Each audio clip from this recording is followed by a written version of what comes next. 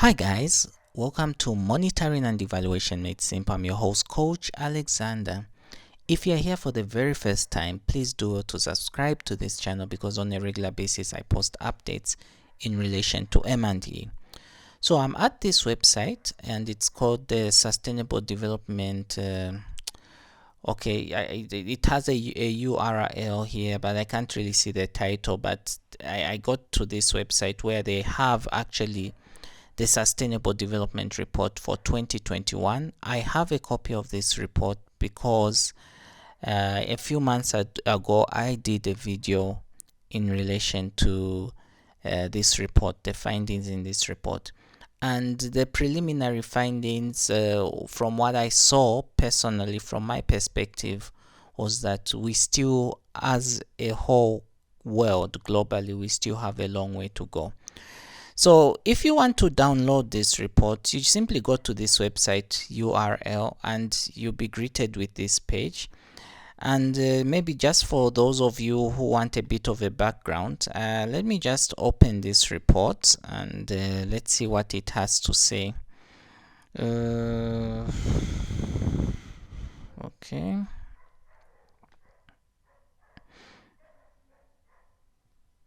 I hope they took me to the right part of the...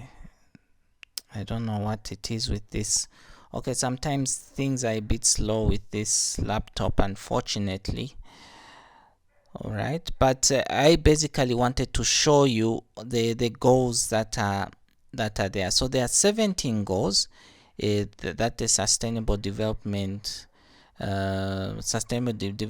goals hopes to achieve. Okay, so I'm just giving you a snapshot of all these goals. I hope just to give us a bit of a recap.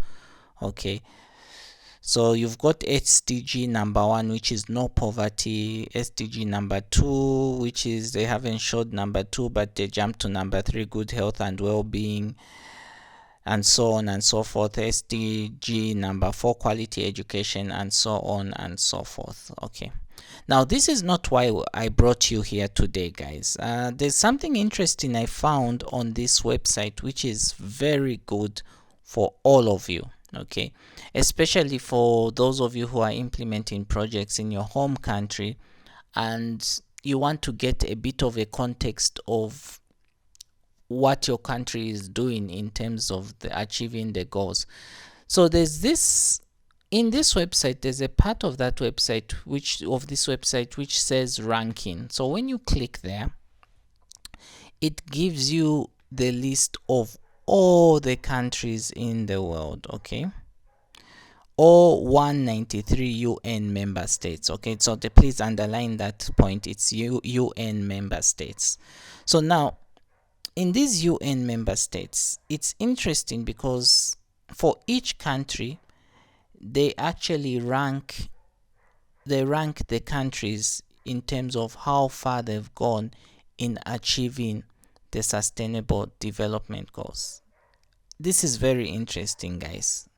You know why I say so? It's because, one, it shows you how strong their data collection system is, but also it's going to give you a bit of a context of where your home country is in terms of achieving the goals. So what's interesting is that if, for example, okay, currently in terms of the ranking, Finland is doing very well. You could even see their score 85.9 as regards to the performance in achieving the sustainable development goals. So when you click on Finland, what will happen is it will bring you the overall score, which is 85.9 out of 100, and you know, even at school that is an A. So now when you download to get a bit of a feel of why they are saying these guys are doing well, this country is doing well, it's because in terms of the different goals, I like the way they've done the reporting. They make it easy for each of us to understand why they are doing so well. So the SDG dashboard and trends, okay, shows you why they are doing well. So in terms of the first goal, which is no poverty, they have a green, and green represents that they are maintaining an SDG achievement or they are on track. Okay, so they're doing fine there. Zero hunger, well, they are saying stagnating. Okay, so probably it's not progressing, but it's just at the same state of affairs. Then this one, good health and well-being challenges remain moderately improving. So already when you just look at this, you can see that they're doing extremely well in terms of SDG number 1, 4, 6, and 7, which is clean water and sanitation, affordable and clean energy, no poverty, quality education. They're doing very well there. But already you can see where they are not doing well. It's climate change and responsible consumption and production. So you can see that. But overall, they are performing well. Okay, that's according to the statistics. So another part, you can actually you can see that, okay, Finland is on top, and then which country is actually not doing well. Sorry about this laptop of mine, it's sometimes just gives me hell. I don't know what it is. I don't know whether it's the Windows 10 software. I just need to get myself a good laptop. So let me show you the probably countries that are not doing well. Let's see the last country.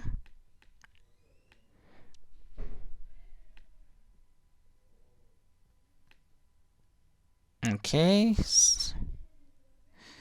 Okay, maybe we can try Central African Republic, which is number 165. They are at 38.2%.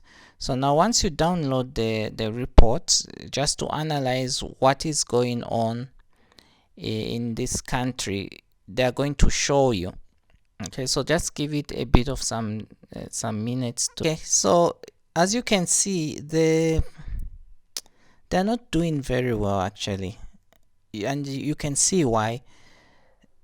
Look at all these red colors. All the red colors are flooded everywhere. So what this is telling us is most of the SDGs are decreasing. Okay, of course, and this is something I missed. You can have actually a situation where there's a red mark and you have a green. So in this case, they face major challenges in terms of decent work and economic growth. But although they've been given a green arrow, which indicates that they are on track, the only areas where they're doing very well is climate action. That's what this report is telling us. I like the way they do the reporting. It's so, infographics is good. I would encourage most of you M&E professionals to use infographics in your reporting because it makes it so easy to tell a story. So now this information is good. It's publicly available to anyone around the world. So for example, if you're implementing a project in, let's say, any country really, I've never heard of this country, Bahrain. I wonder where it is. Okay, so let's just say you're implementing a project in Bahrain. Okay, so it's in the Middle East and North Africa. So it will give you a sense of some of the priority areas that your project should be feeding into.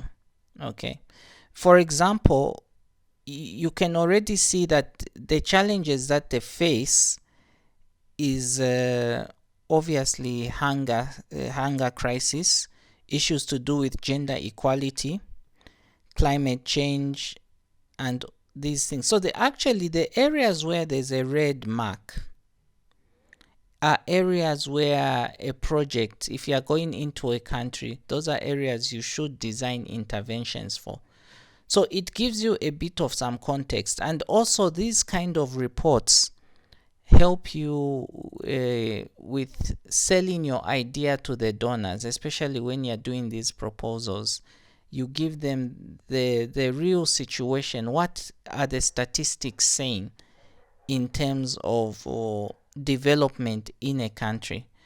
We can look at other countries. For example, okay, let's go to the countries that are doing well, but I really don't know if these developed countries like Sweden, Denmark, I don't even know whether they have any project, because most of these interventions, the big project interventions, they happen in Africa. So the only thing that you see here maybe is wow, I never thought I would see zero hunger as an issue in Denmark, especially that number 3. So it just comes to tell you that actually the developing nations also have their own internal problems. But here, like, you can have a red mark but still be moderately improving. So that's what it means. It means they're moderately improving. Climate change is an issue. So if it's in, let's say they come up with a project in Denmark, okay, then they see climate action is still a problem, they can come up with interventions that will be capacity building the people there to appreciate why there's need to take action, especially when it comes to issues of climate change. I feel so good when I see reports like this, and like I said, it's something that we can learn, both you and me, as we do our own internal reporting. Now, the other thing about this site is you obviously can download reports and materials. So, of course, I talked about the Sustainable Development Report for 2021. Okay, it's good to refer to these kind of reports as you especially develop your own internal projects. Okay, so that's all I wanted to talk about. Now, please be sure to write to me in case of any questions. And also, I wanted to remind you guys that we are still enrolling people for the coaching program. So please don't hesitate to write to me in case you have any inquiries about the same. I've been your host, Coach Alexander, and see you on the other side. Bye.